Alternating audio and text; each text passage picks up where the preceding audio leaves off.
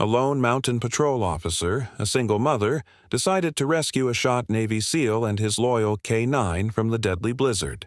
She brought them to her remote cabin, but as she tended the soldier's wounds, he whispered a devastating secret. He was ambushed by his own men, under the command of the local sheriff. She realizes that saving the soldier has made her and her daughter targets of a massive criminal conspiracy. What happened next will make you cry and believe in the miracle of loyalty again. Before we start, tell me where you're watching from. Drop your country in the comments. I want to see how far this story travels. The world outside was a shifting, furious white. Elkhead Pass, a serpentine cut through the Colorado Rockies, was being throttled by a blizzard, the kind that locals called a widowmaker. Snow fell not in flakes, but in blinding sheets, driven by a wind that roared like a freight train over the towering skeletal peaks of the pine forest. The clock on the dashboard of the Sheriff's Department Ford Explorer read 11:37 p.m., and the temperature gauge was plummeting toward single digits.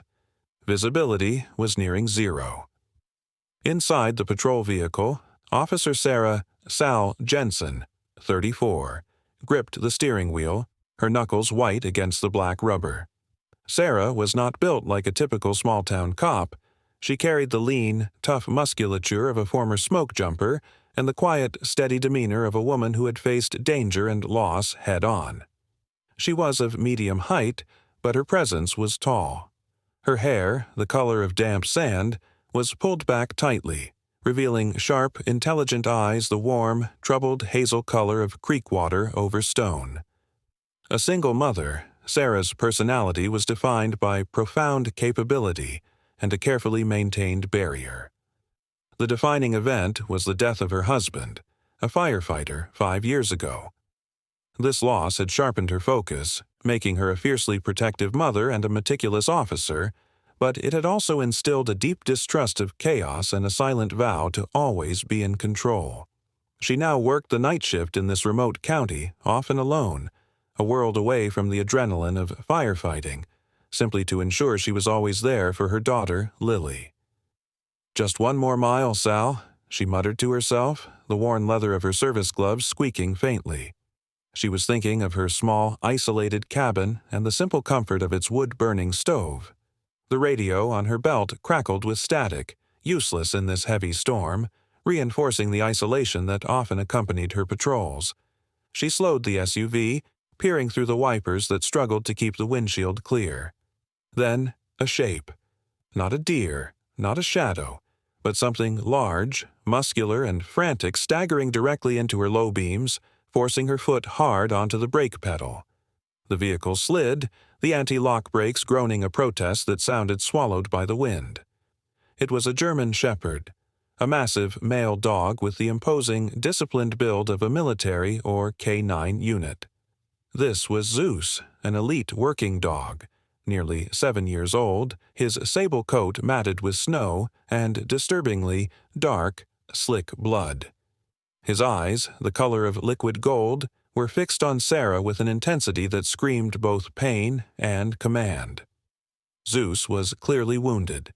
Sarah saw the dark stain blooming across his left foreleg, dripping onto the frozen asphalt, but his posture was not submission.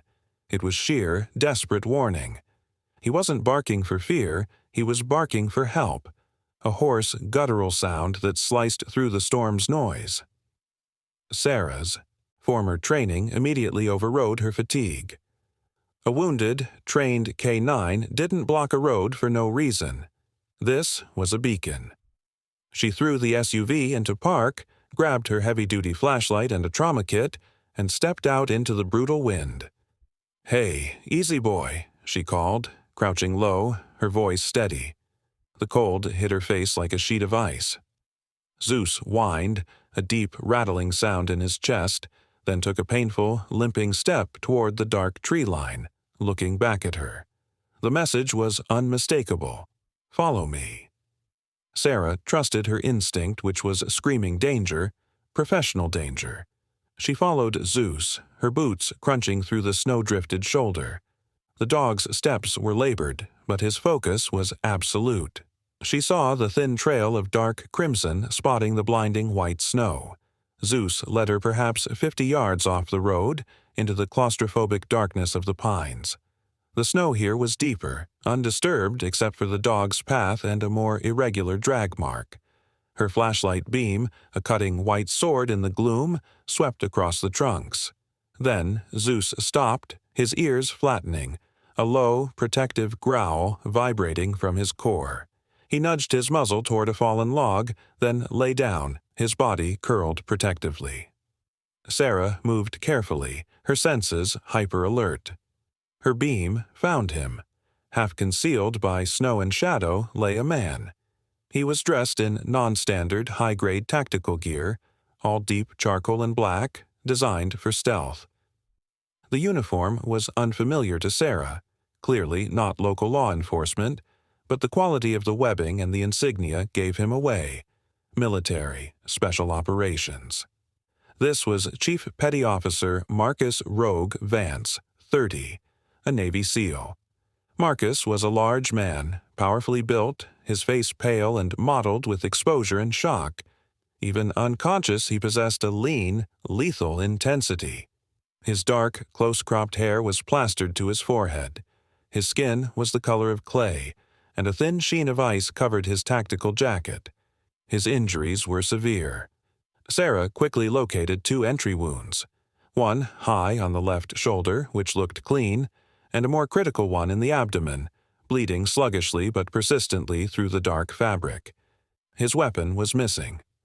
Sarah checked his neck, feeling a faint, thready pulse. "Alive!" she breathed, relief a sharp sting in her lungs. She looked back at Zeus, who was watching her with profound, trusting intelligence. "You did good, boy." This was not an accident. The wounds were clean, precise, not the panicked spray of a random criminal. This was professional work, an ambush. Sarah knew instantly that calling this in on the local sheriff's radio was out of the question. If this was professional, the corruption might be local, and the patrol channel compromised. With no cell service in the deep pass and the nearest hospital an hour away over roads now impassable, Sarah made her decision. Survival required isolation. She would take them home. Using her ex-firefighter strength, Sarah managed to stabilize Marcus's wounds with pressure dressings from her trauma kit, ignoring the metallic warmth on her gloves. She then dragged his heavy, limp body inch by painful inch back toward the road, Zeus limping stubbornly beside them, never straying. She managed to heave Marcus into the passenger seat, buckling him in, then helped the exhausted Zeus onto the floorboard, where he curled against his master's legs. Sarah got behind the wheel, her heart pounding a steady professional rhythm. Miles away, in a warm, small, cedar-scented cabin, Lily Jensen, 9, sat cross-legged on the rug. Lily was Sarah's mirror, with the same sharp eyes, but her expression was often softened by the dreamy focus of a natural artist. She was skinny, with a halo of sandy hair, and carried an innocence that Sarah fiercely guarded. She was currently sketching in her worn sketchbook, the only light coming from a single lamp. She was drawing a portrait of her father, a man she barely remembered, trying to capture the strong jawline from old photos. Below it, she had started a new, abstract sketch. It was a man cloaked in shadow, half hidden by vertical lines representing a snowstorm, with a large, strong shape, a dog, standing sentinel beside him. She called it, silently, The Warrior in the Snow. A sudden draft made the windows rattle, and Lily shivered, clutching her pencil. She felt a familiar, uncomfortable tension in her stomach, the kind she often felt just before a bad dream, or whenever the wind howled too loudly. She worried for her mother. In a dimly lit office 12 miles from Elkhead Pass, Sheriff Howard Tate, 52, leaned back in his leather chair, a man whose tailored uniform could not entirely mask the soft bloat of corrupt power. Tate was a large man with iron-gray hair slicked back and a face that was usually set in a charming politician's smile. Tonight, his pale blue eyes were hard, calculating, and devoid of warmth. His deputy, a young man named Cooper, stood stiffly opposite him. "You're telling me the asset is gone, Cooper? Just gone?" Tate's voice was dangerously low. "Yes, Sheriff. We confirmed he was hit. Vance is down. But the dog, sir." "Zeus bolted into the storm after the first shot.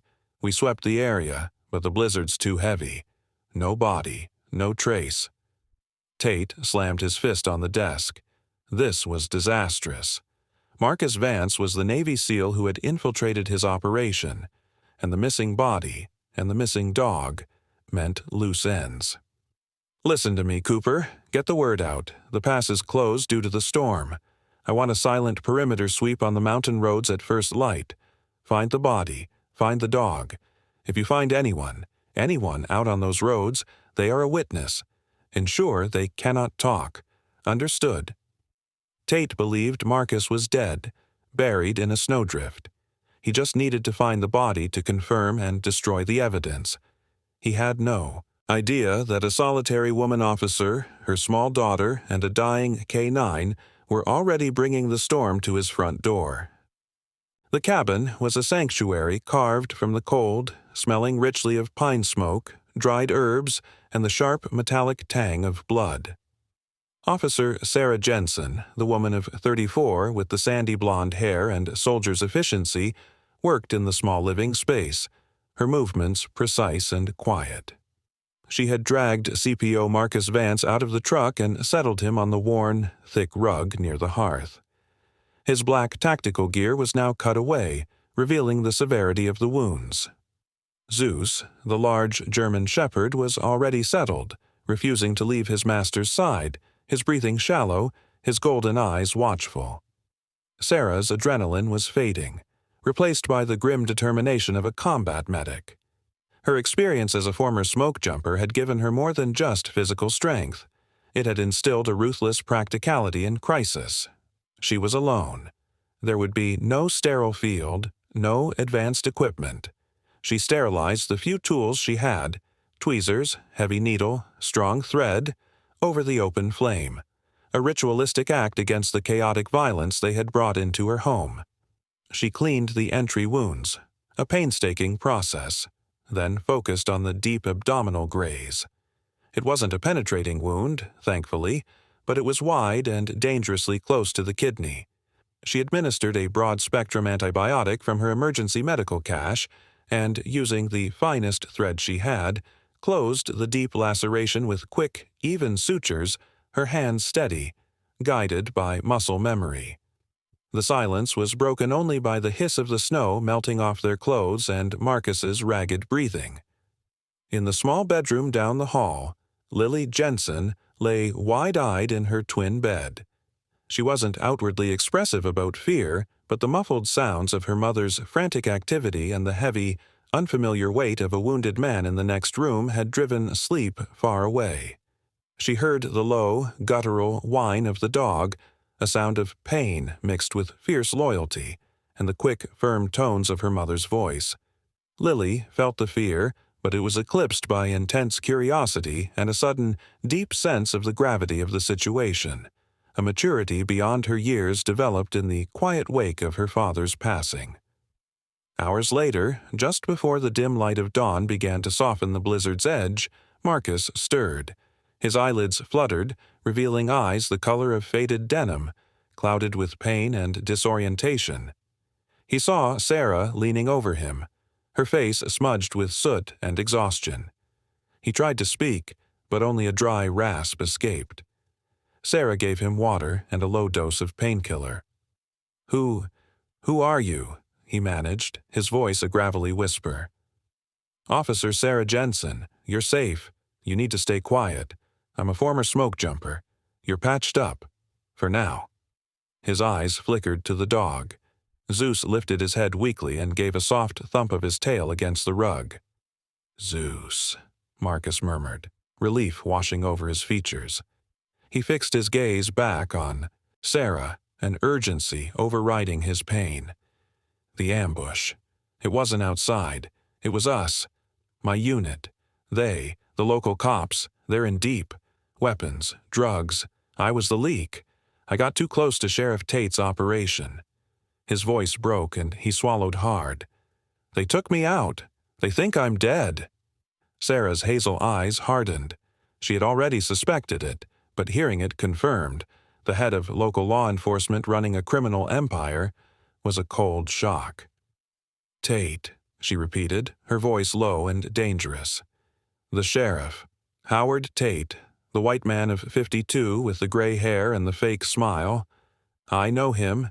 He runs this county like his personal kingdom."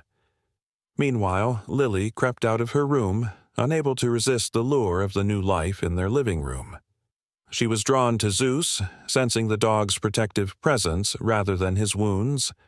Slowly, tentatively, she knelt a safe distance away and began to sketch. She drew the powerful still body of Marcus, the man, and the large German shepherd dog, Zeus, guarding him. Her drawing focused heavily on the dog's eyes, intense, unblinking, capturing the fierce, silent loyalty that radiated from the animal. As Sarah and Marcus discussed the critical need for evidence, Sarah, pacing anxiously, murmured, "We need to get the feds involved, but every phone line, every radio call, runs through the county switchboard. Tate will know the second I reach out." Lily, focused on her drawing, overheard her mother's worried tone and the repeated mention of the sheriff's name. Tate.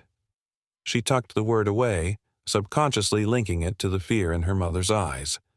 Just as Sarah was preparing to move a few items of Marcus's tactical gear out of sight, a heavy, deliberate series of knocks landed on the cabin door.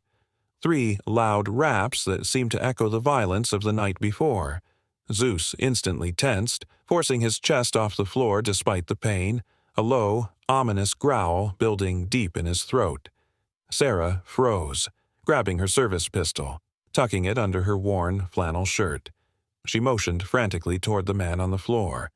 Marcus nodded, his hand reaching weakly for a discarded blanket, pulling it over his bandaged chest.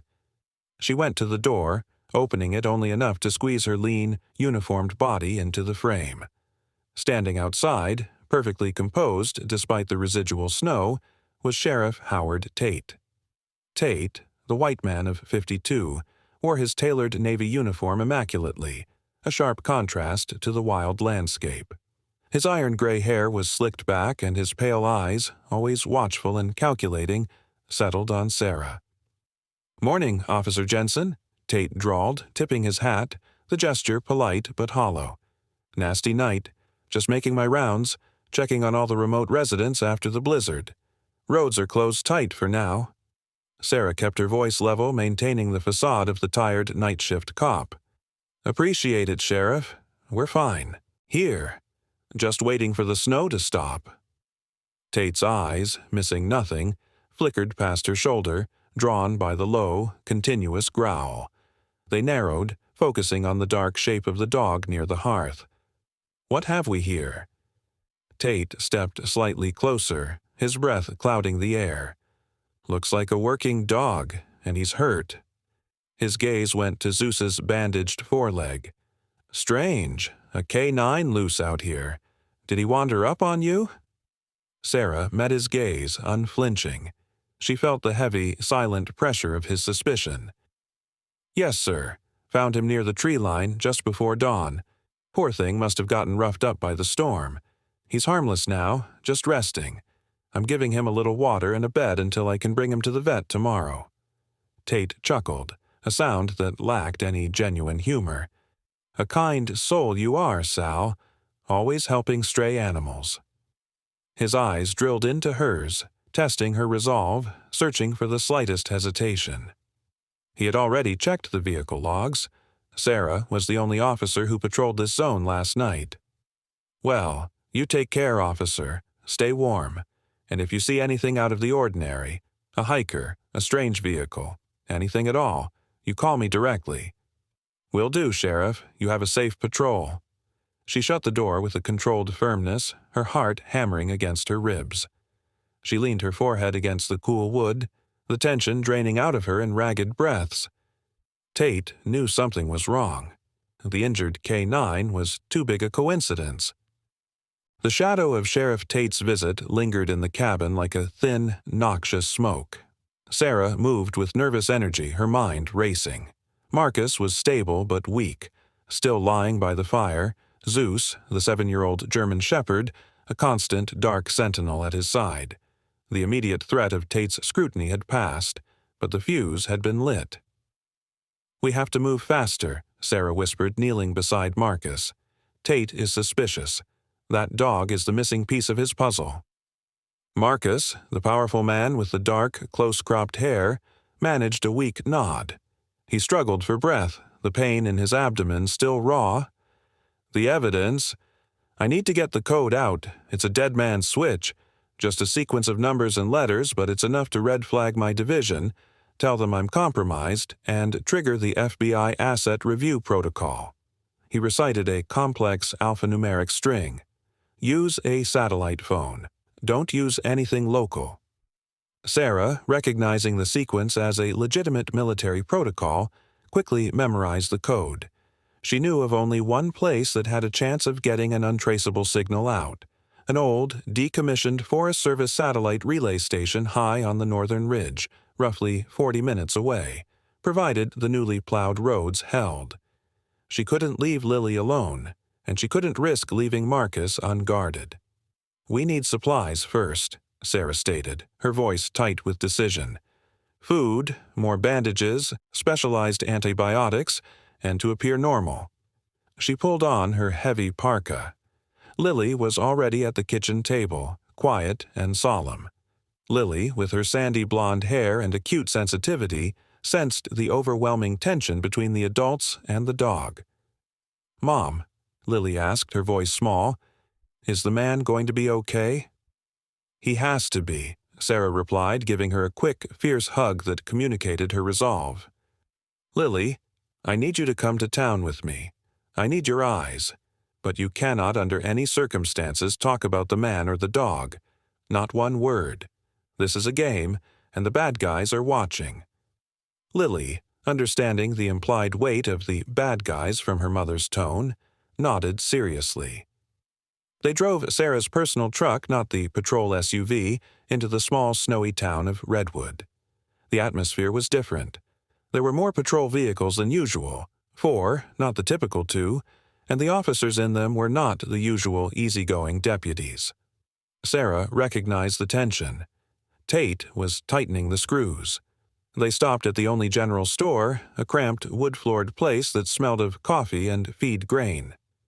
Agnes Miller, 60s, a white woman with kind, perpetually worried eyes and gray hair tightly permed, owned the store. She was the town's central nervous system, privy to all local gossip and a friend to Sarah's late husband. "Sarah, dear, good to see you," Agnes greeted warmly, though her eyes were troubled.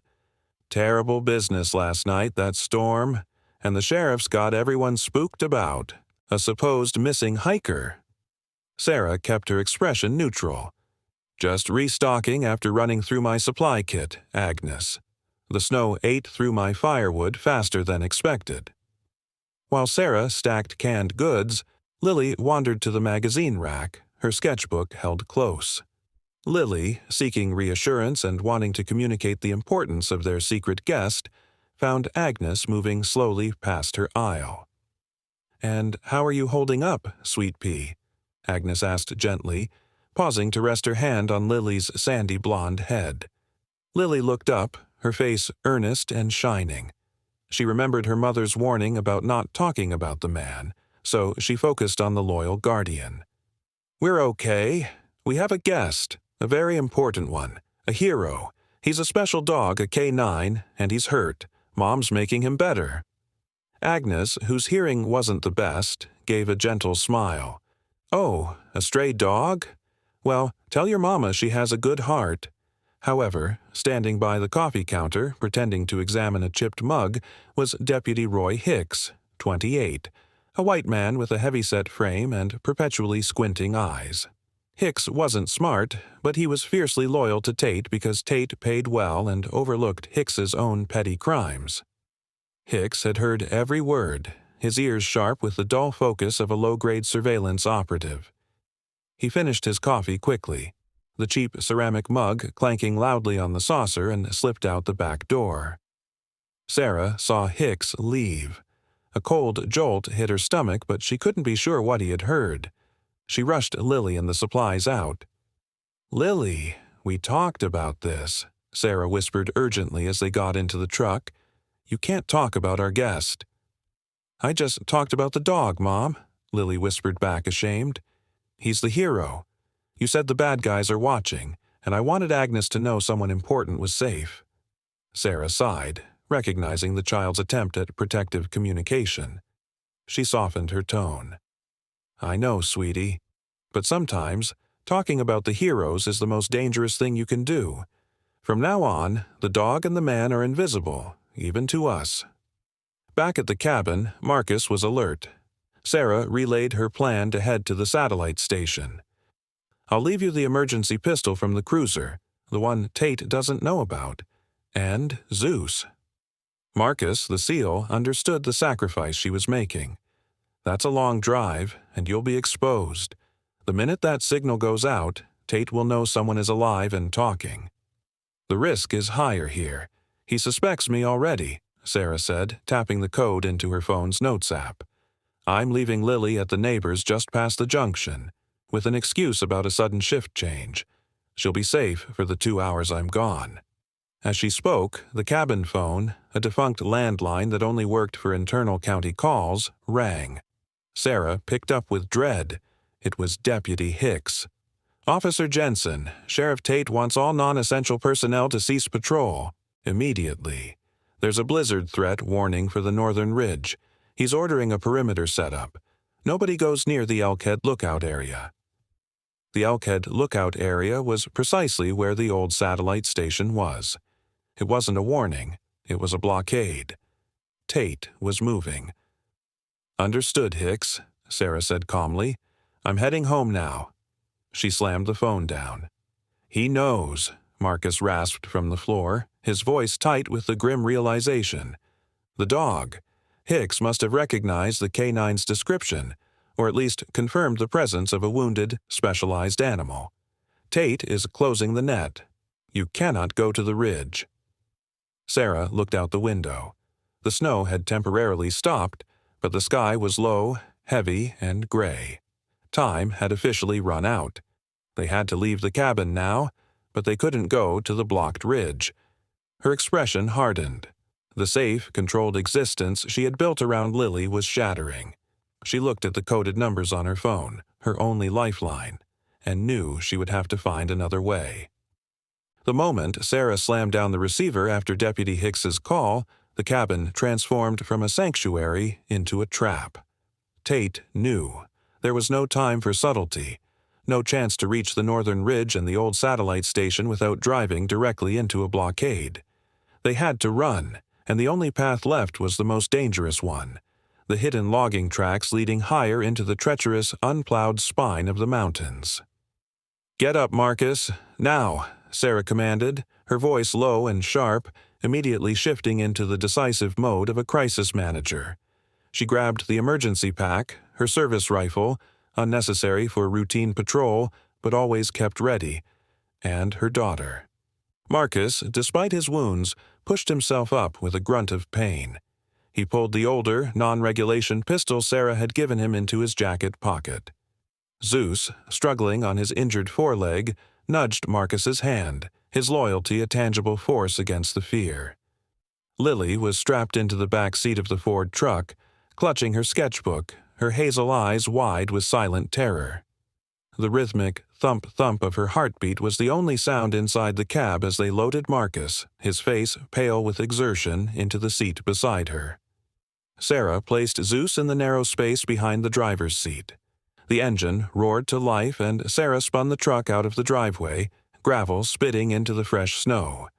They hadn't gone 2 miles before the trap sprang. On the main county road leading to the junction, a dark, heavy Sheriff's Department SUV, followed closely by 2 marked cruisers, appeared, their headlights cutting harsh white trails through the lingering snow. They had no sirens running, their intent as predatory and silent as the man leading them. Sheriff Howard Tate was clearly visible behind the wheel of the lead vehicle. He wasn't waiting for a formal arrest. He was here to silence loose ends. "He's going for the kill," Marcus rasped, gripping the door handle. Sarah didn't hesitate. She didn't head toward the main highway. Instead, she swerved violently onto a barely visible steep and deeply rutted logging trail, the truck listing precariously. The training she had received years ago, navigating heavy equipment through blazing forests, kicked in, a blend of controlled aggression and mechanical intuition. The chase began, a brutal ballet on ice. Tate's patrol vehicles, heavier and less maneuverable, struggled on the narrow track, their tires spinning and chewing up the thin layer of asphalt beneath the snow. Sarah pushed her personal truck to its limits, taking blind corners with calculated precision, using the high embankments of snow to bank and recover. Snow sprayed violently behind them, a constant, blinding curtain aimed at their pursuers. Marcus, enduring a fresh spike of pain with every jolt, fought to stay conscious. He knew their advantage was minimal. If they were boxed in, they were dead. He gritted his teeth, pulled out the pistol, and with a superhuman effort, managed to crank down the window. "Save your ammo," Sarah yelled over the engine's roar. "Buying time," Marcus snapped back. He steadied the pistol against the window frame and fired a single round, not at the vehicles but just in front of the lead sheriff's SUV. The sound was deafening, the report echoing back from the mountain wall. The shot cracked the predatory confidence of Tate's deputies. The lead cruiser jerked, hesitating for a crucial few seconds. That was all Sarah needed. She hit a sharp, icy incline, accelerating hard, widening the gap. As Sarah maintained the high-speed drive, Lily, trembling in the back, suddenly pressed her worn sketchbook into her mother's side. "Mom, look!" Sarah, glancing briefly, saw the drawing Lily had been frantically completing in the last hour. A simple, crudely drawn map of the area, featuring a prominent, undeniable directional arrow pointing away from the marked logging trail and toward an unmarked, even steeper canyon route. It was the same hidden emergency route symbol Sarah had used on old Forest Service maps. A symbol Lily must have seen in her mother's gearbox and internalized. "Lily," Sarah breathed, her voice filled with awe and sudden, sharp hope. "The canyon." It was a suicidal route, rarely used even in summer, but it was unblocked. Sarah trusted her daughter's intuition and the strange visual echo of her own history. She veered again, spinning the wheel to navigate a terrifyingly sharp, uncontrolled skid that landed them squarely on the canyon path. Tate's voice, distorted by the patrol radio, briefly connecting as they hit a high point, blared, "She's going off map. Cut her off at the old bridge."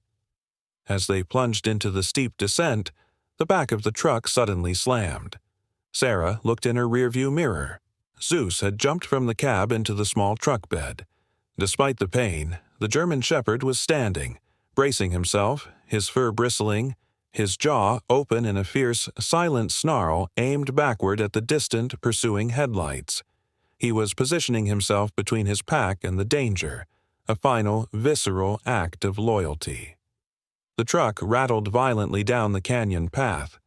Sarah focused solely on the road, her mind blank except for the necessary calculations of traction, torque, and speed. They had to find elevation, and they had to find it fast, before Tate could intercept them at the old bridge. She knew the area around the canyon led up to a decommissioned fire lookout tower, a place rarely visited, and, crucially, one of the last known viable locations for the old, high-gain satellite array abandoned by the Forest Service years ago. It was their last resort.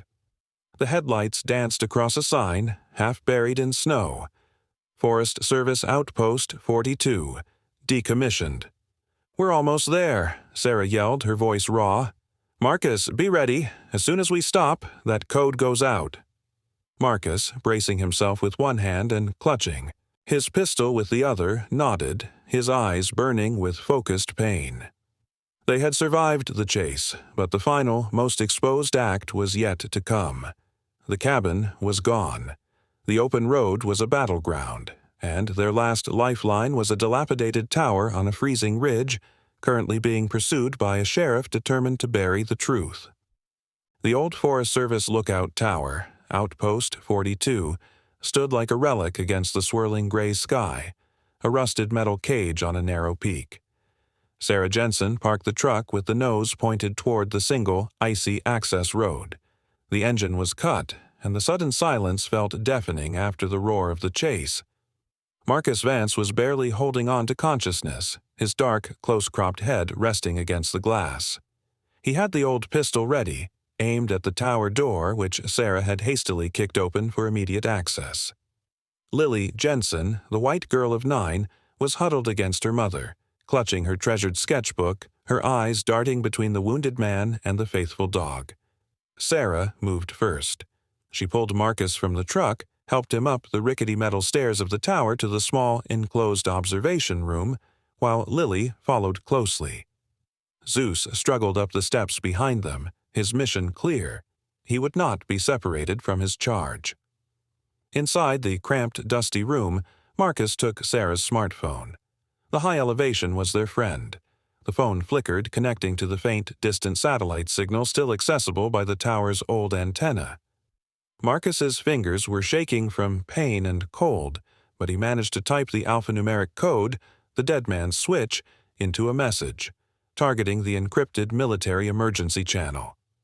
"It's gone," he gasped, collapsing against a metal bench. "It's out there. Now we wait."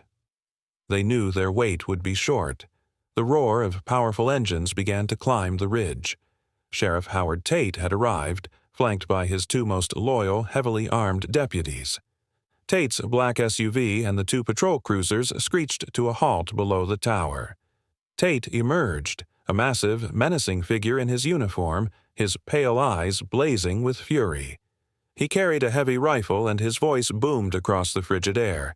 "Sarah, I know you're in there, and I know who you've got. Don't be a fool. You're an officer of this county. Throw out the asset and I'll let you and your girl walk away." Sarah went to the broken window, her face set. "He's Navy, Tate. You shot a chief petty officer. This is a federal matter now." Tate let out a brutal, mocking laugh. "Federal? Up here, Officer Jensen. I am federal, and no one is coming for him. We only found the dog's tracks leading here, Sarah. You made a big mistake trusting a man who almost got himself killed." To emphasize his point, Tate raised his rifle and fired a shot that whistled past the tower window. Lily gasped, burying her face in Sarah's coat. "Last chance, Sarah. Toss the weapon and the seal." Just as Tate began to advance toward the stairs, preparing to storm their position, the very air began to vibrate with a deeper, more powerful sound than any engine. It was the heavy, rhythmic beat of rotor blades. Then the sky tore open. 2 unmarked black helicopters crested the ridge. Simultaneously, a wave of dark, heavily armored SUVs, not sheriff's vehicles, appeared, seemingly materializing from the dense tree line on the opposite side of the road, flanking Tate's position. Special agents from the FBI poured out, clad in tactical vests, rifles raised, accompanied by a quick reaction team of Navy SEALs, recognizable by their precise movements and disciplined posture. The lead SEAL, a towering white man with a severe, focused face, had his weapon leveled squarely at Tate's chest. "Federal agents, drop your weapons, now!" The command was sharp, decisive, cutting through the standoff. Tate froze, his pale eyes widening in disbelief, his mouth twisting into a snarl of defeat. He had been so confident in his isolation. His 2 deputies immediately dropped their rifles onto the snow. Tate held his ground for a moment longer, his chest heaving, before slowly, bitterly letting his weapon clatter to the ground. The net had closed. The next few hours were a whirlwind of action. Sheriff Howard Tate and his 2 loyal deputies were shackled and taken into custody. Marcus Vance was quickly assessed by military medics and airlifted by helicopter for specialized treatment. Before being lifted away, Marcus managed to give Sarah a grateful nod and a brief, heartfelt squeeze of her hand, a promise of return. Sarah held Lily tightly, watching the chaos subside into the cold, clean order of federal authority. Weeks later, the snow had retreated, and the news had saturated the regional papers. Tate's network of corruption, smuggling, and obstruction of justice was dismantled. In a quiet ceremony at the local community center, Marcus Vance, now recovered, stood tall and proud, receiving a Navy commendation. He looked stronger, healthier, his eyes holding a depth that recognized the true cost of loyalty. He then sought out Sarah Jensen, who received a civilian citation for valor from the FBI lead agent. "You saved my life, Sarah," Marcus said, his voice deep and sincere. "You risked everything, not just for me, but for what was right." "We did it together," Sarah replied, nodding toward her daughter. Lily Jensen stood between them. She handed Marcus her finished sketchbook. The final page was a vibrant, simple drawing. A bright sun shining on the mountain, Sarah, the woman in uniform, Marcus, the man in black, and Zeus, the German shepherd, 7 years old, now happily whole, standing together, smiling, connected. Marcus, touched by the image of this unexpected family, made his decision. He accepted a new role with the Colorado Bureau of Investigation, choosing to settle in the area. He bought a small house not far from Sarah's cabin. He and Sarah began a quiet, steady relationship, built not on romance, but on the shared foundation of trust, courage, and survival. Zeus, fully recovered, was officially retired and became the beloved, fierce guardian of the Jensen household, never far from Lily or Sarah. Their story was the miracle that rose from the snow. We are reminded that even in the deepest blizzard, the personal storms of betrayal, loss, or fear, God places guiding lights. Sometimes that light is the golden eye of a faithful dog, the simple honesty of a child's drawing, or the unexpected strength within a weary heart. When we act with courage and conviction, the impossible help we need, the helicopter from above, will arrive.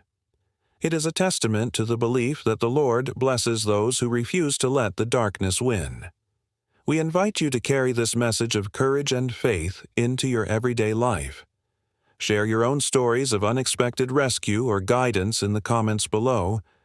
Let us build a community of hope. If this story touched your soul and reminded you of God's presence in your trials, please subscribe to our channel and share this video with those who need a miracle today. May God bless you and your loved ones and give you the strength to stand firm against your storms.